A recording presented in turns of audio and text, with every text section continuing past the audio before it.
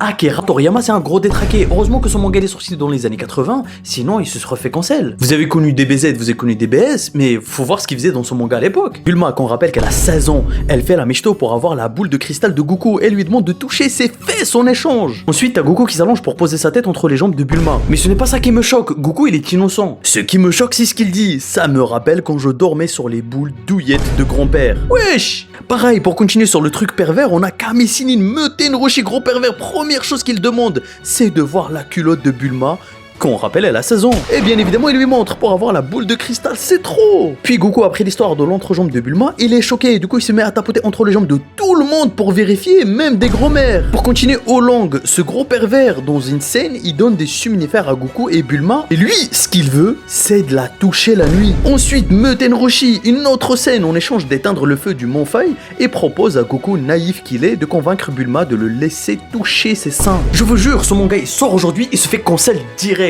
Non, en vrai, même si c'est choquant, en réalité, il ne se fera jamais cancel parce que de 1, il y a énormément de mangas qui proposent des choses beaucoup plus choquantes que ça. Surtout dans le manga Dragon Ball, c'est extrêmement intelligent la manière dont ça a été fait parce que ça permet d'enseigner aux enfants des choses tabous sans forcément les prendre pour des cons. Et ces choses-là dans le manga sont rarement, voire pas du tout récompensées.